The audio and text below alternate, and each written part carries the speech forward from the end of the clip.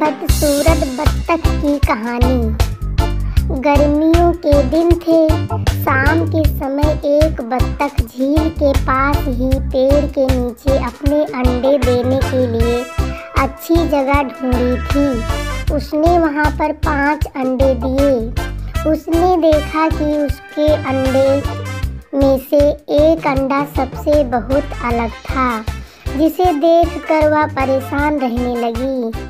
उसने अंडों से बाहर के आने का इंतजार किया। फिर एक सुबह उसके 4 अंडों में से उसके 4 नन्हे बच्चे बाहर आ गए। वो सभी बहुत सुंदर थे और प्यारे भी थे, लेकिन उसके 5वें अंडे से अभी तक बच्चा बाहर नहीं आया था। बत्तख ने कहा कि यह 5वें अंडे का बच्चा उसका सबसे सुंदर बच्चा होगा, तभी वह बाहर आने में इतना समय लगा रहा है। एक समय वह 5वां अंडा भी फूट गया। उसमें से एक बदसूरत बत्तख का बच्चा निकला।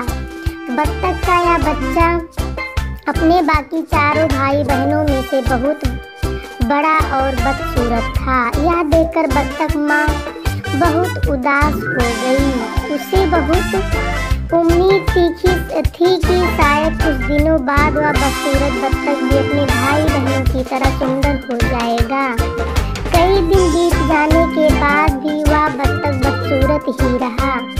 बदसूरत होने की वजह से उसके सारे भाई बहन उसका मजाक भी उड़ाते थे और कोई भी उसके साथ नहीं खेलता था।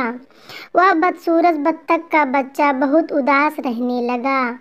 एक दिन झील में अपनी परछाई देखते हुए वह बदसूरत बत्तख का बच्चा सोचने लगा कि अगर उसने अपने परिवार को छोड़ दिया तो वो सारे बहुत खुश हो जाएं। वह किसी दूसरे जंगल में चला जाएगा। यही सोचकर वह किसी घने जंगल में चला गया। जल्द ही सर्दियों के दिन आ गए।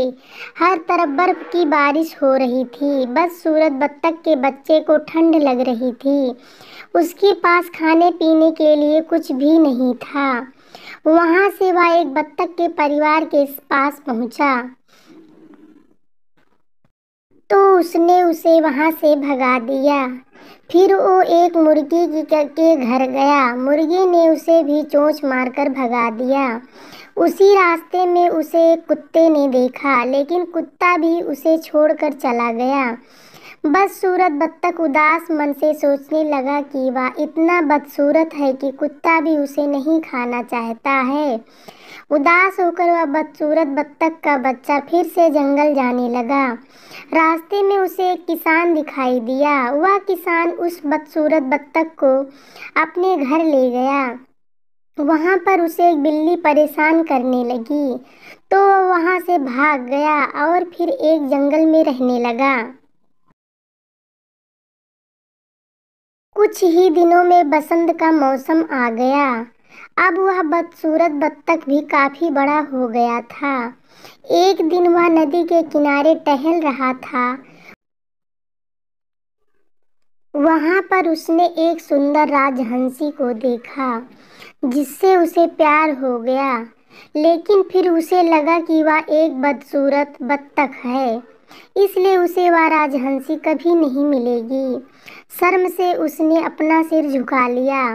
तभी उसने कहीं के पानी में अपनी परछाई देखी और वह हैरान हो गया। उसने देखा वह बहुत बड़ा हो गया है और एक सुंदर राजहंस में बदल गया है।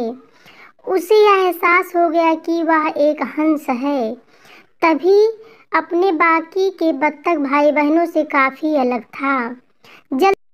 जल्द ही उस बदसूरत बत्तख ने राजहंस बने उस हंस ने हंसनी से शादी कर ली और दोनों खुशी खुशी रहने लगे।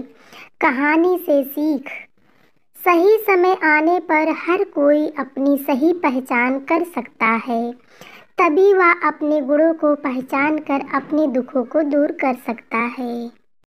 ऐसे ही नई नई वीडियोस देखने के लिए चैनल को लाइक एंड सब्सक्राइब करिए बच्चों, ताकि आने वाली हर नई नोटिफिकेशंस आपको सबसे पहले मिल सके। धन्यवाद।